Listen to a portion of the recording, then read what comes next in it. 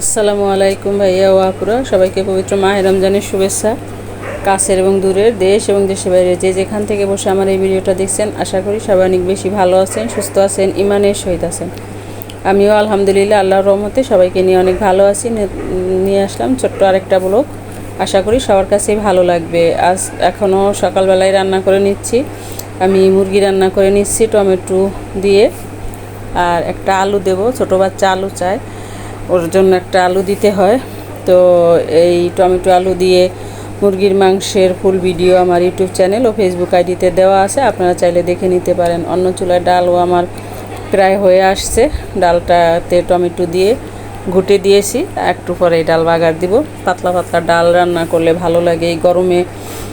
সারাদিন রোজা রাখার পরে মনে হয় যেন কিছুই ভালো লাগে না, সারাদিন মনে হয় এটা খাবো ওটা খাবো, এটা ভালো লাগবে ওটা ভালো লাগবে, আসলে সারাদিন পরে আর কিছুই ভালো লাগে না।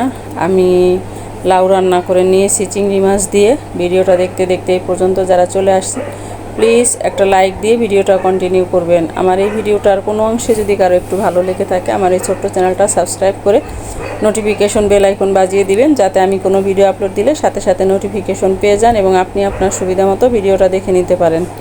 ফেসবুক থেকে যারা দেখছেন পেজটা ফলো দিবেন। অলরেডি এই কাজগুলো যারা করেছেন তাদেরকে অসংখ্য অসংখ্য ধন্যবাদ। ভাইয়া ও আপুরা, ভিডিওটা বেশি বেশি শেয়ার করার অনুরোধ রইল। এখানে আছে শোল মাছ কাটার ভিডিও আর আমি দেখাতে পারি নাই। এটা কেটে ধুয়ে পরিষ্কার করে নিয়েছি, আপাই কেটে ধুয়ে পরিষ্কার করে নিয়েছে। এখন এটাকে হাত মাখিয়ে ভাপারা করব। আমাদের দেশের একটা খুবই জনপ্রিয় রান্না, এটা আমরা অনেক পছন্দ করি। কথায় আছে না, মাছে ভাতে বাঙালি। আসলে মাছ আল্লাহর কত নিয়ামত, আমরা এক একজন এক একভাবে রান্না করে খাই। এটার মধ্যে আমি দিয়ে দিয়েছি আদা রসুন বাটা, সরিষা বাটা, সরিষার তেল, মরিচ বাটা, পেঁয়াজ বাটা, হলুদ পাউডার, ধনিয়া জিরা পাউডার, লবণ স্বাদ মতো, তেল পরিমাণ মতো দিয়ে দিয়েছি একটা তেজপাতা কেটে, 2 টুকরা দারচিনি আর 2টা এলাচ থেতো করে। এখন একদম হাত মাখিয়ে নিয়েছি মাছটা। এবারে মাছটাতে একটু হাত ধুয়ে ওই পানিটুকুই দেব, আর কিন্তু কোনো পানি দেব না। কথা আছে যে হাতের স্পর্শ আছে না, এটার জন্যই হয়তো আলাদা একটা টেস্ট হয়। যাই হোক, মজা করলাম। আসলে এই মাছটা আমাদের কাছে খুবই ভালো লাগে এরকম করে রান্না করলে। শোল মাছ ভাপারা বলি আমরা। তো দেখতে থাকো আমি কিভাবে শোল মাছটাকে ভাপারা করি, সেটারই একটু হালকা রেসিপি তোমাদের সাথে শেয়ার করলাম। যারা এখনও এভাবে রান্না করে খাও নাই, একবার হলেও ট্রাই করে দেখো।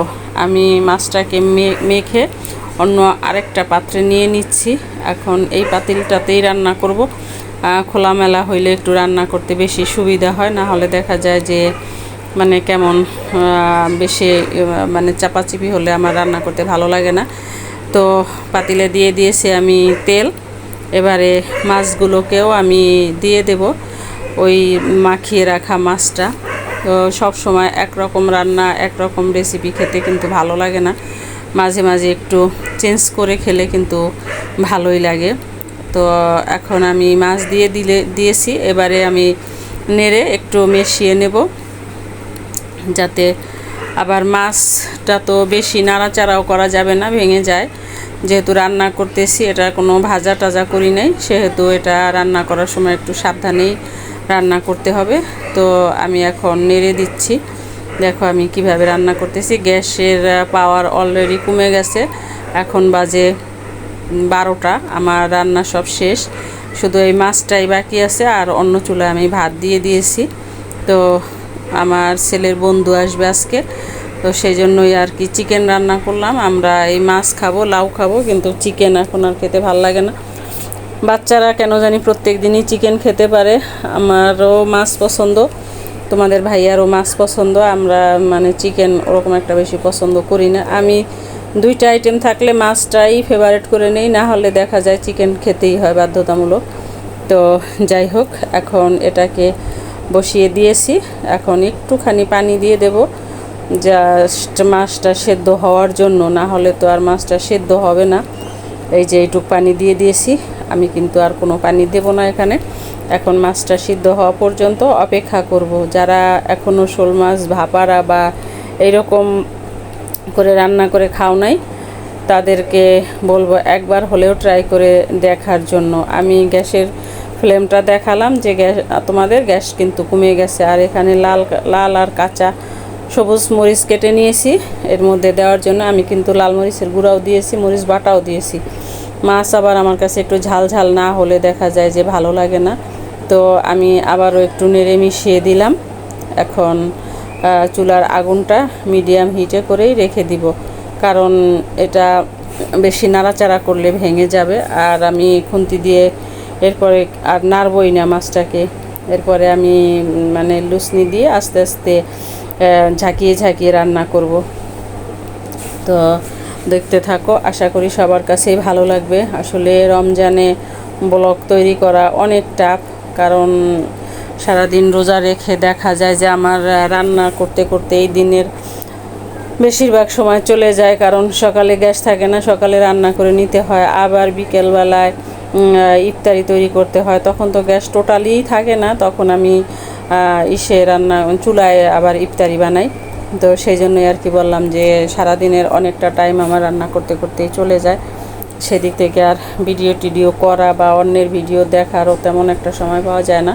তো যাই হোক, মাছটা কিন্তু রান্না হয়ে গেছে কথা বলতে বলতে। আমি এবারে ধনিয়া পাতা দিয়ে দিয়েছি। মাছটা এখন নামিয়ে নেব, এটা খাওয়ার জন্য রেডি। আমি আসলে ব্লগ করতেছি, কিন্তু মাছটা আর আমি তোমাদেরকে ওইভাবে সার্ভ করে দেখাতে পারলাম না, দুঃখিত। আমি ছাদ বাগানে গিয়েছিলাম, ছাদ বাগানে দেখি যে দুটো বরবটি একদম বড় হয়ে আছে, মাশাল্লাহ। বরবটি দুইটা তুলে নিয়ে আসছি, একটু পাকোড়া বানাবো। আমি চুলায় চলে আসছি রান্না করার জন্য। আলুর চপ ভাজতে দিয়ে দিয়েছি, অন্য চুলায় আমার পোলাও হয়েও গেছে অলরেডি। সেটার আর ভিডিও করি নাই, সেটা পরে দেখাবো তোমাদের। এখন আমি বরবটিগুলোকে এই যে দেখালাম, এত মোটা মোটা হয়েছে দেখে আর আমার লোভ সামলাতে পারলাম না। তো ভাবলাম যে এটা দিয়ে পাকোড়া তৈরি করি। তো এখন আমি আমার শেপ মতো কেটে নিব। যারা এখনও বরবটি দিয়ে পাকোড়া খাও না, একবার হলেও ট্রাই করে দেখতে পারো। এই যে কেটে ধুয়ে আমি মুছে নিয়েছি, এটা যদি মুছে না নেই তাহলে পানি ছিটবে তেলের মধ্যে।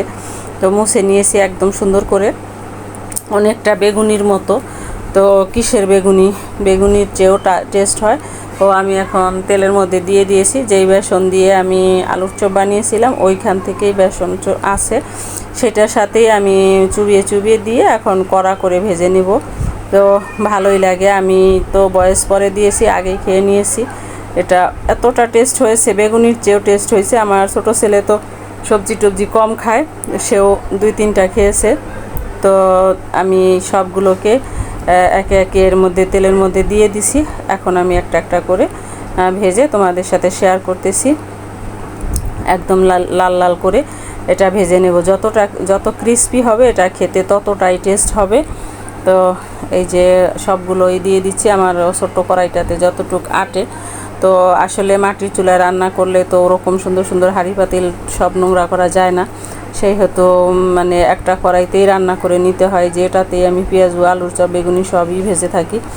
তো যাই হোক, এই যে এরকম গাঢ় করে ভেজে নিয়েছি। আমার কিন্তু রান্না অলরেডি শেষ, আমি সব কিছুই বেড়ে নিয়েছি। ইফতারির আর বেশি টাইম বাকি নেই, আমি চলে যাব ইফতারি করতে, কারণ যেহেতু মেহমান আসবে, ছেলের বন্ধু। এই যে পোলাও রান্না করে নিয়েছি, আরেকটা বলেও বেড়ে নিয়েছি, আর পেঁয়াজুগুলাওকেও ভেজে নিয়েছি। এখানে আছে পেঁয়াজু, তারপরে বরবটির পাকোড়া, আলুর চপ।